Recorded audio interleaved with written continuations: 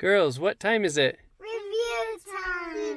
Review time! Yeah, it is. If you look right here on the car, our odometer is at 99,999.7 miles. We're going to go on a little mini adventure and watch it switch over to 100,000 miles on the odometer. 100,000 miles! Woohoo! Yay! We're at the Grove Creek Canyon Trailhead. We're going to do a short little hike here. Girls, what's your favorite part about this hike so far? Finding pretty rocks. Finding pretty rocks. It's really, really, really cold, huh? Oh, it's Go, Lucy! Good job. I did it! You did. Mom, my book got We're now going to eat a snack. Well, we're back to the car. We just finished the fun little hike adventure, and we're going to head home, and I'm going to give you a more thorough evaluation of what the current condition of our Model S is now at 100,000 miles. To start, before I go over the condition of our vehicle, let's be clear. We don't baby this car. We believe that our stuff should serve us and the lifestyle that we pursue, and not that our lifestyle should be catering to keeping our vehicles in perfect showroom condition. That being said, I'm also a very frugal person, so I keep careful track of any maintenance items in my vehicles that will help them last the longest. One of the biggest reasons why I wanted to purchase a Tesla was so that I could free up my time and attention to not be constantly having to keep track of when each car had its last oil change or other maintenance items, and then to do those items. In the past, I've always done everything myself. If I could possibly figure out how, and I certainly always did my own routine maintenance like oil changes. Now with our Model S, there's very little to do. I periodically top off the windshield wiper fluid, I replace the windshield wipers when they're not working well enough, and I swap out the cabin air filter when it gets dirty. The one thing I don't do myself is rotate the tires, because that cost is built into purchasing the tires at most shops these days, and I'm fine just letting them do it. But I have done it myself in the past on other vehicles. We purchased our Model S used from Tesla 2 years ago, and we've put 36,204 miles on it in that time. I made a 1 year in review video with our first year of ownership, which you can watch at the card above. Our Model S was in pretty good condition when we received it, but there were some minor body blemishes and it didn't have any paint protection film on it.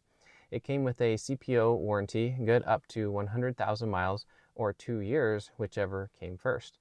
We ended up hitting the 100,000 mile mark exactly 6 days prior to our 2 year ownership mark, so they nearly happened simultaneously. First, I'll show you the general condition of our car, then I'll go over all of the repairs our Model S has undergone in its first 100,000 miles, all of which were covered under warranty and also include what was done prior to us purchasing the vehicle. If you've watched some of my past videos here on YouTube, you'll notice that we take our car into places where not many Teslas are seen, like way out on gravel roads in remote areas here in Utah where we live, or a little off-roading to facilitate our adventures. Our Model S has performed great, and the adjustable air suspension has been valuable for ground clearance when off-roading. I'm certainly looking forward to when we have our Cybertruck and I'll be able to go just about anywhere. Now that all that is clarified, let's go over the current condition of our car now that it is 6 years old and has 100,000 miles on it. So here is the car. I've parked here in some shade so that hopefully the lighting is good enough for you to be able to see how the paint looks and whatnot. Here on the front of the vehicle, there are definitely some blemishes, and there's road rash from 100,000 miles and a lot of road trips. We've taken this car on many road trips ourselves. If you haven't seen the trip to Orlando, Florida, I'll put a card above about that, and there's probably some other road trip videos I can put playlists in here for about that. So aside from general road rash, I would say the car is in pretty good condition. There have been some little scratches added from maybe shopping carts in the store or children riding bicycles going by in the garage. But that's all very individual to the car, just depending on the owners and how that's happened. It has nothing to do with Tesla per se, although it will be nice once we have the Cybertruck and we don't have to worry about the body at all, because it'll be so hard and won't have paint on it to get scratched. At this point, I would say it's holding up just fine, and I do like that in the areas where it has gotten scratched. In fact, there is a spot that is right here. I can show you. This is a scratch that was there before we bought the car, and I'll put my finger here for size reference. That is scratched right down to the metal, I think. but it hasn't rusted because this is an aluminum body panel, so it just is still a scratch there, but it hasn't gotten worse. So that's good to know. Now the paint on the car is maybe not as glossy as it could be because we do take our car through a car wash regularly and it does touch the paint. So yeah, that happens. I'm not too concerned about it because like I said, I'm not trying to keep my car in showroom quality. Just ease of keeping it clean, and that's the easiest way to do it. So now that I've shown you the outside briefly, let's go inside and I'll show you kind of how it has been holding up in there. So looking here at the seat is the first thing you notice. This side bolster right here is on a lot of cars often gets cracked and starts to look awful. And in this case, it is showing some signs of wear for sure, but it has no major cracks and it is holding up just fine. The seat in general has some scratches, and you can see kind of right here that's worn out a little bit. One area that is showing more wear is right here on this side pillar. This corner of this leather piece is showing some wear, and I've seen that in other people's Tesla videos, so that's pretty normal, but that does wear out. And then in here, this is kind of the front edge here, and really no complaints here. These plates here always get a little scuffed up, but nothing is terribly bad. I mean, I'd say it's actually in pretty good condition in my experience. Here for the center console, we keep a camera bag here. This right here is the normal floor of our Model S. I know that the new ones don't come this way, but this is what ours has. And so we just keep this camera bag here. Keeps all of our things organized and in place, and works just fine. And then we have this inverter right here plugged into the back pocket, and has 4 USB ports across the top and then 2 AC ports along the front. And then that is plugged into this 12-volt power port right here. And that's how we keep all of our devices charged. And usually when our phones are plugged in, we put them in this accessory tray that is right up here. And that's really convenient for us. So let's go around to the kids' seats and see how that looks. Back here, this is where the kids get in and out primarily. And so I've cleaned this, but it does get buffed and scratched pretty well from the kids coming in and out. And then also, they step on this area a lot because they're small and they need something to climb on. And so this is more scratched up than it is elsewhere in the car. And then also you'll see this rubber area right here. This broke, this seal. And you'll see with my finger there, it's a pretty thin piece of rubber. So kind of expected that that would break eventually. And when I asked Tesla about that, they said it's not covered under warranty because that's just a wear item. So I'll probably fix that myself at some point. But yeah, everything else is holding up really quite well. The back of the driver's seat here does get scuffed up and kind of beat up from my daughter who sits here. We tell her not to push on the seats, but she does sometimes. And that's kind of to be expected. And then these car seats really probably are mostly protecting the seat back here, and it's pretty much in perfect condition as it was when we got it. So let's go around to the trunk area of the car now. We have the option for the 2 rear-facing seats, and the kids absolutely love these rear-facing seats. They don't always sit back here though, because it's hard for us to access them through just these little holes, and definitely we can't reach them from the front seats. We, up to this point, haven't really used these seats on road trips. We primarily keep them on the middle bench, and then just use this area for stuff, and we can fold down these rear-facing seats pretty easily down into the floor. Just like this. Now, the Tesla did come with a board that sits right here on this lip and goes all the way across here. And we just leave that at home, and we pretty much have never used it. We just put things right here on the top of this seat, and then we stuff things down in this crack sometimes if we're trying to fit a lot of things in the car. It has this cubby over on the side, and that's where we keep like our emergency first aid kit for the car and some other things. And then over here on this side, we have some 12-volt power ports that I added as part of my project when I added our trailer light wiring, which our trailer light wiring is right here, tucked up in this cavity up above. You can see this is the 4-flat plug that I have there. And so what we also did as part of that project is we installed the trailer hitch. And so this is kind of unrelated to the original Tesla and how it was designed, because this is all aftermarket. But I'll put a card above to the video about how I did this. But this is the trailer receiver, and it comes with a receiver that you plug into that, and then we use it for towing all of the time. We have used it to tow our fishing boat to the lake a couple of times, and we've used it to with a small utility trailer to pick up things at the store that's too big to fit inside of the car.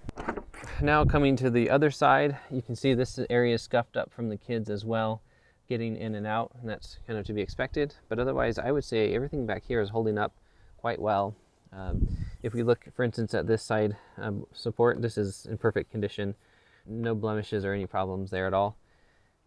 And that's about it. Now you may notice that this is what the door handle normally looks like, and you can see here that this one is not popped out. And this just barely happened to break a couple of days ago. So I am potentially going to have to be fixing that myself if they won't honor it under warranty, because it expired just a few days prior. Now here on the passenger side of the vehicle, everything is holding up just fine. You know, a couple of scuffs along this plate there. Looking at this same wear point on this side, it's actually almost in perfect condition. So it's really only wearing on the driver's side here. The leather of the seat has some scuff marks. You can see a scuff mark here, and it's actually got a number of scuff marks kind of scattered around just from normal use, getting scratched from people's belts or fingernails or who knows why. Looking up here, this is the sliding cover for the cup holders. This has some scratches and blemishes as well, just from use. And then we keep this full of random camera supplies and batteries and whatnot. We actually put our water here in the camera bag. And that's about it. Looking at the dashboard here, we have a little scratch there. And otherwise the dashboard is in really good shape. One last thing to cover would be the frunk area. So to open that, I just double press the key fob button and it will open. We keep our emergency roadside things in here. There's some winter gear still from the winter, our charging cable and ratchet straps for when we take things in our trailer and whatnot, as well as all of my adapters that I have here for charging when we're on road trips and we're plugged into all kinds of various outlets. If you're interested in more details about that, I'll put a card up above for you to see that video that I made about all my charging adapters. So this whole frunk area though is in pretty much perfect condition. I really have nothing to say about this other than it's never been a problem, and it has everything has worked just fine. And this is where we fill the windshield wiper fluid, right up there. That's about all that I do on a regular basis. Now that we've reviewed all that, I would say the car is in great condition, and other than minor scratches and blemishes here and there, which is to be expected when you live with a car and the real world happens. So now let's go over the repair records, and let's go to my office and I'll show you what my spreadsheet looks like there. So here on my screen is my entire service history of while I have owned the car, and the shaded lines here are to show the different service appointments all together. So you can see these were on the same date, these were on the same date, and it's just alternating between gray and white. So you can see a lot of these are multiple items addressed all in the same service visit. Also over here, notice that it says mobile service at home. So those are when the mobile service rangers come to my home and do work. And they actually did that for the first Mini. And then all these latter ones have been more complicated, and they had to do them in the service center up at Salt Lake, which takes me about 35 minutes to drive there. Now, in the past, when I have talked to service advisors or other employees of Tesla trying to find out what the service history was of my specific car prior to my ownership, they've just said, sorry, they can't tell me that because of personally identifiable information in the documentation and whatnot. But more recently, I was talking to the service advisor, and he said, well, I can verbally tell you what was done to the car so that you don't see any of the information, but I can look through it for you and just tell you the key pertinent details. And I said, well, yeah, that's what I'm after. I just want to know the basics at least. So while he was telling me that information, I jotted down some quick notes. I didn't ask him for the mileage of any of these things. I didn't get the dates on a lot of them, but I can go through that and show you now the basics of what I do know. So this was when the car was brand new in March of 2015. And the first issue the first owner had was some traction control issue of needing to be calibrated due to the tires. And then they had an issue with the glove box getting stuck open. Then they opted to have the LTE cellular chip retrofit done to get faster internet data. Then in the next year, the AC compressor had to be replaced, as well as the air suspension compressor. And then they had an issue with wind noise and needed to have the sunroof and panoramic glass or something there adjusted. Then they lost a key fob, so they had to get a new one programmed. They had water in the footwell from the sunroof. I'm guessing maybe related to that adjustment that had to get fixed. Then they had some driver assistance features get addressed, and the technician I talked to thought that was probably a parking sensor that needed to be replaced. And then the driver's side door handle stopped popping out, and so that needed to be replaced. That is a known weakness, and that was the first of all 4 of them to eventually fail. You'll see later. One note about that is they have since upgraded the hardware of the components that goes in there. Before they used a gear that was a lighter metal than was not sturdy enough, and it was just breaking. So they've since upgraded that, so they shouldn't break as often once they've been replaced at least once. In April of 2018, the lift gate latching mechanism needed to be replaced. Now, I'm not totally sure if it was the latch or the cinching mechanism. Those are 2 separate devices in there, I believe. We've had issues with both of them ourselves, and they've been replaced as well, but they were having an issue with it back then. And then September of 2018, the driver's side rear door handle stopped popping out, and that got replaced as well with their, I believe it was 3rd gen of their mechanism for the door handle popping out. And then they had the steering rack bolts replaced, which was part of a standard recall. And then they traded in their car as a CPO trade-in. And then that was November of 2018. And we then purchased the car on May 10th of 2019. So Tesla had it for a number of months.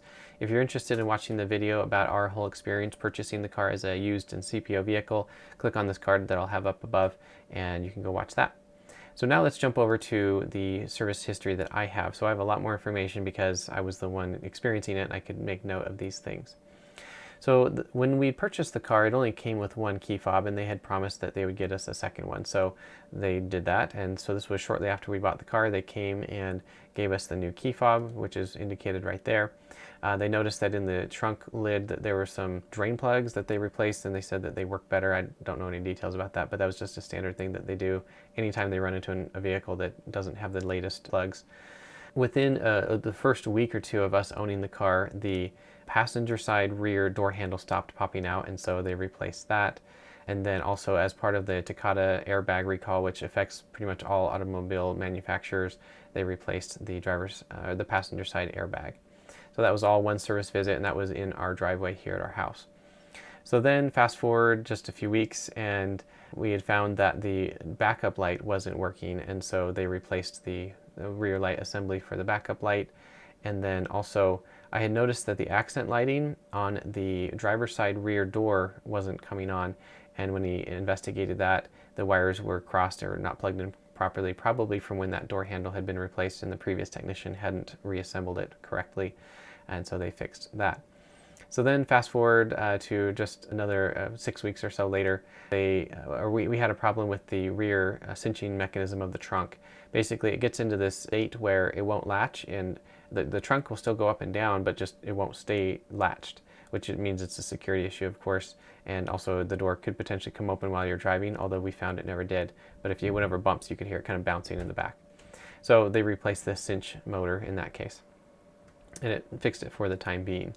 And now here in October, so fast forward several months, there on the binnacle display in front of the steering wheel, a notice came up saying that your 12-volt battery needs to be replaced soon. So I submitted a service request, and they came and did that. Now the 12-volt battery is kind of a known wear item that is its expected lifespan, from what I've heard, is even only like 1 or 2 years. We've now had this one for, well, let's see, that is about 1.5 years, and so maybe we'll have to get a new one relatively soon. I don't know, but now that we're out of warranty, when that issue comes up, I will probably just replace it myself with a lithium-ion version or some replacement that will last a lot longer. Then windshield wipers, that's something I did myself. Obviously, that's not a warranty item, that's a wear item. And then a new cabin air filter as well, both of which are very easy to do on this car. So then, this is November of 2019. We had decided that in December we were going to be going on our Orlando, Florida road trip from Utah. This was during Christmas time. I didn't know if there would be snow or what the weather would be. And when your tire is getting lower on the tread, it's kind of dangerous. You're more likely to get flats as well. If you run over an object, there's less tire to protect you from a flat. So I decided to go ahead and replace the tires, and they were getting pretty close to the end anyway. They were probably about due. It was at this point that I got the tires replaced in November, and then we drove around town for another month before we went on that trip. By the time we got back from that trip, we had put nearly 6,000 miles on it just during that trip alone. And so if you look here, this miles on column is showing how many miles were on that particular item, and we ended up having them rotated at almost 6,700 miles. And that was free, of course, just as part of the purchase price of buying the cars through Discount Tire, which is how most tire shops work these days. And then service appointment for not navigating. Basically, we had just tried to navigate a bunch of different places, and it just kept saying calculating and wouldn't go anywhere. I would be showing you here on my car on the Tesla center screen, but we've been having this problem where it just says navigation system is initializing, and it's been doing that for a couple of days, like a week now almost, and I have mobile service coming on Monday to look into that. This was the beginning of the end for the MCU memory chip, which is a known weakness in this vehicle, where they had an 8 GB chip in there that would get the memory overwritten multiple times until the point started to degrade and cause random errors in the computer. And so in this case, they had to come out to our driveway, plugged in a laptop to it and reconnected, and they did something in there, I don't know, and cleared it so that it would start navigating and would work going forward. And then that same appointment that they came out, we had still been having a problem where the trunk just wouldn't stay latched. And so at this point, they replaced the latch rather than the cinching mechanism, which they had done for us previously. We're fast forwarding to June of that same year, 2020. We'd had a problem where the sunroof was opened, and then when we tried to close it, it just stopped and wouldn't go. And I had to kind of gently push it while the motor was running to get it to go down manually. They ended up replacing one of the motors on the driver's side and then lubricated the mechanism. Also, the rear right passenger window at times would be rolling it up, and it would just auto reverse and go back down. And it was kind of a known issue where it needs to get calibrated, so they calibrated that for me. We also had an issue where we got dust in our rear tail light. We had driven to the spiral jetty, which I made a video about, which I'll put a card here above so you can watch that if you're interested. But it's about 30 miles round trip of driving on a gravel road. When we got back from that, I noticed like, oh yeah, that light, that rear tail light is getting opaque, it's getting dusty on the inside. And so they replaced the whole light. At this point, our MCU had started having issues where it would just crash and reboot. It turns out that I had a trip in the tripometer where I was trying to keep track of our lifetime mileage of how long we had owned the car. And I wanted to be able to see how long we'd been going for, how many miles, how many kilowatt hours had been consumed the whole time we had owned the car. Well, the MCU on this early version of a Tesla Model S isn't robust enough to keep track of trips for that long, and it was starting to take up so much memory or RAM or something, and it was starting to crash the MCU. So he SSH'd into the MCU and cleared out that trip, and then it started working correctly. And I lost my data, unfortunately, right before my 1 year mark of ownership. It was somewhere around 20,000 miles or something like that when it got reset. So then I took the car in for a tire rotation. This one I accidentally let it lapse. I lost track of time and got up to 9,000 miles all of a sudden. But Discount Tire sounds like they'll be fine. They'll still honor the warranty and it won't be a big deal. And then at this point, we'd had enough other issues that they decided to go ahead and replace the daughter board, which had been something I wanted them to do from the get-go before I even purchased the vehicle. I'd really been hopeful that we would have enough issues with the MCU to get it replaced under warranty. So I was really relieved when they said they wanted to do that, as odd as that may sound. And they replaced it with their upgraded hardware, which is a 64 GB chip. And after this was done, they have now issued a recall for this, and people can just go in and get their daughter boards replaced routinely if they have this year of series of vehicle. For ours, that lasted 93,000 miles before it really got bad enough for them to replace it. And technically, we could have continued limping on along with it. It just kept having issues where at this last time, the part that really just made it so it wasn't working at all was it just randomly would start to reboot, and it would just reboot continuously. And it usually takes a couple of minutes for it to do the full reboot cycle. And as part of that reboot cycle, it shuts down everything, meaning the radio, the blinker, the sound system, all that kind of stuff. The blinkers still blink, you just can't hear it clicking. So it was really annoying when I was driving to the service center. The air conditioning would be on for like a minute, and then it would turn off for a minute, and then turn back on and turn back off. They replaced that, and I'm really glad that they did, because it's been working great ever since. So then at this point, on that same service visit, our key fob, the original one that we had gotten with the car from day one, had stopped working, and I'd replaced the battery, still wasn't working, so they just replaced the whole key fob under warranty. So then at this point, we had yet another issue with the cinching mechanism on the trunk. And this one was different though. Rather than it just not latching, this one was where it was latched, but the computer thought it was unlatched, and it just wouldn't try to do anything. I don't know how it got into that state, but we actually had some kids in the rear facing seats in the trunk area when this happened. So they had gotten in. I think one of the kids probably pushed the button to close it, and they should be able to do that, but then it wouldn't reopen. And so we had to get the kids through to between the ceiling of the car and the top of the seat backs. Oh no! The trunk won't open! We'll have to come out this way. Right, we could have actually taken the car seats out and then folded the seats down, and then they could have easily gotten out, but this was easier. Daddy, I can't do All right, that. Claire, you come through next. You're safe. You made it. What they had to do to fix this is I took out all of our car seats and folded the seats down, and then the technician was able to crawl in there in the back, and they actually have to peel off a part of the plastic fascia, and they have to go in there and actually clip the wire, the cinching wire, and then they can get the trunk open, and then they disassemble the lid and replace the cinching and latch mechanism. So I don't know what's up with that functionality, but that trunk area is one of the bigger areas of that latch is a problem. Okay, so then we in April, so this is recently, this is just last month, started having an issue where as we would be driving around, every about 90-degree turn of the steering wheel, it would get harder to turn and then easier and then harder. And so they looked into that and replaced the lower steering link shaft. And then on that same visit, I had found that when we were in the snow at one point, we were at a supercharger, it just parked. And after we'd been out driving for a while, about half an hour, and then parked to supercharge, it just started to leak from the sunroof above. Sunroofs and leaking, that's a common issue across the board in all cars to some degree or another. In this particular case, we hadn't had a problem until this point. So they looked into it and they decided to just upgrade the entire sunroof with the second version of their sunroof hardware. So they've improved it in some manner. We still had the first revision. So they did that and I was happy. Like, oh sweet, we're really close to the end of the warranty here, and I just got a new sunroof. So hopefully it's error-free for a long time into the future.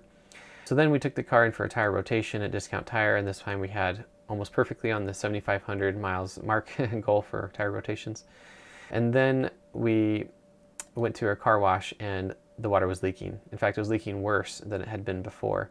And so I submitted another service appointment to Tesla, and they had to take it into the service center this time, just like these last several.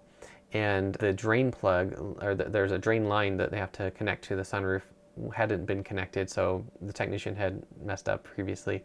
They fixed that, and now that doesn't leak when we go through car washes. During that service visit, I knew we were near the end of the warranty period, and we're obviously really close at this point. And I said, hey, when I accelerate heavily, the car does shimmy and shake a little bit, and I've read online that that's a known thing, and that there's a part that has to get replaced potentially. And since I'm near the end of the warranty, I wonder if you could tell me how much shimmying and shaking is normal and how much is not, because I've never experienced another one. And so the technician took it for a drive and said, oh yeah, that is enough, that let's go ahead and replace these rear upper links. So they did that, and after I picked up the car and drove the car, I accelerated heavily getting onto the freeway, and it was just pure smooth acceleration. I was like, oh, this is how it's supposed to have been all along. So it's great. I recommend getting that replaced if it's shaking at all. And then as part of that visit, they replaced the lug nuts. They didn't talk to me about it. I don't know exactly why, but in the notes, they said something about not being able to achieve proper torque, and that the lug nuts were a little warped, and they've been put on and off over 100,000 miles of tire rotations. So I guess it was time to replace the lug nuts. And so that was the last time I've been back to the service center, and you can see that that was just here April 28th. So we're now sitting at May 10th. We're at our 2-year anniversary of owning the car. And literally yesterday, so we're talking May 9th, the last day of the warranty period, we were out driving and the passenger side front door handle stopped popping out. So all 4 door handles have failed. This one is now just failed, and we just barely left the warranty period. About 6 days prior to the door handle breaking, the warranty had expired due to 100,000 miles. And so I don't totally know what's going to happen. I went ahead and submitted a service appointment to Tesla to see if they'll kind of grandfather it in as this is a known weakness and you're so close, we'll just replace it. Hey, editor Anthony here. I have an update. So this has been interesting to be filming and making this video pretty much the same week that the door handle issue cropped up. And so I had submitted the ticket, and then they got back with me just yesterday. It called me on the phone actually and said, hey, we are having a parts shortage on the version 3 of the door handle for your car. And so it'll take several weeks to arrive, but we could come as early as tomorrow and just replace the gear that failed, and we would do that as a courtesy, so for free for me. And I said, that's fantastic, I'll do the free version. It is kind of a shame though, because the door handle actually failed on the last day of the warranty period based on the 2 years, but the warranty had expired just 6 days prior due to the 100,000 miles. And she said, oh, I didn't realize it was so close. Let me check with my manager and see what we can do. So just today, she sent me this message saying that they will cover it under warranty. So that's fantastic. I'm glad that Tesla is honoring that, even though it's technically they could not. And so it's going to take several weeks, and then they're going to get back with me and schedule the appointment and replace that door handle. So now going forward, I will have to pay the bill for repairs that I have them do for me, but if at all possible, I will do it myself. And as those things come up, I will potentially make YouTube videos about them. And then when I do my 3-year in review video, I'll be mentioning the actual cost and what things have come up. And then new tires. When I was in for my more recent tire rotation, they pointed out that, you can see over here, it says the tires are at 4/32, which is the earliest that you can replace the tires and potentially have them covered under some amount of warranty.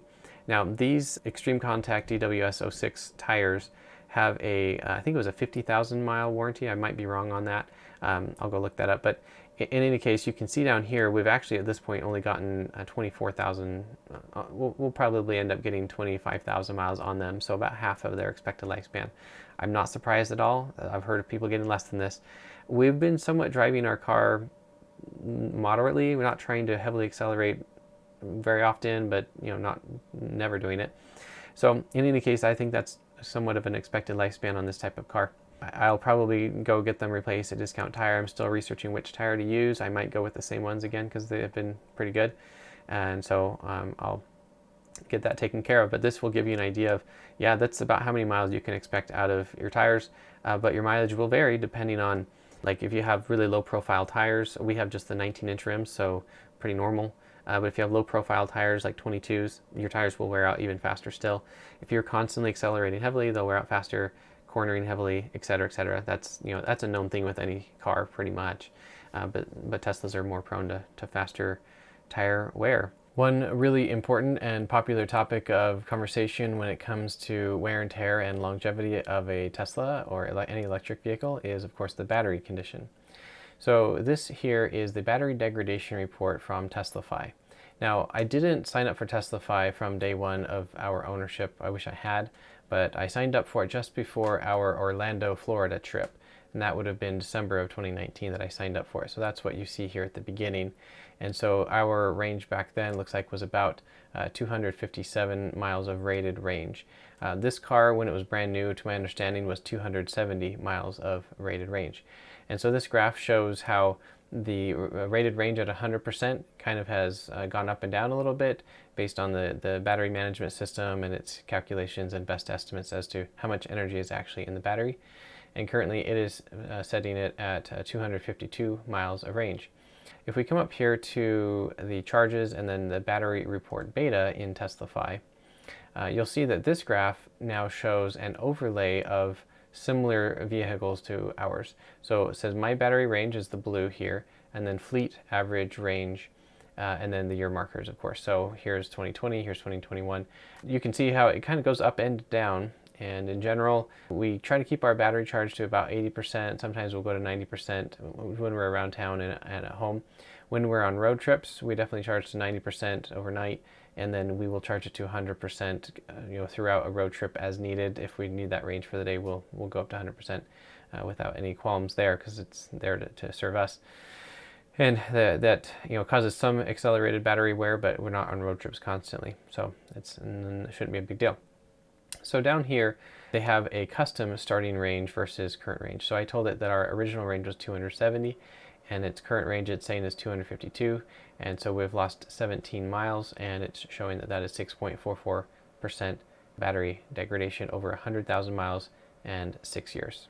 Now, according to some of the research that I've done when it comes to battery degradation, the majority of the degradation occurs early on in the battery's lifespan, and then it somewhat levels off over the rest of the lifespan. So I'm hopeful that the percent that we've experienced so far will slow down, and that over the next 300,000 miles or so, that it'll just be a gentle degradation down to about 80% of its original capacity is what I'm expecting. When we first got the car, it was at 262 miles of rated range. And so that's my whole service history in my first 2 years of ownership. One thing to note is we used to be a 2-car household, and I had a 2013 Nissan Leaf that I would use to commute to work, and I've done some videos about it in the past here on my channel. But I've since sold that because I'm working from home exclusively, and I probably will be for a while yet, and we decided it wasn't necessary to keep around.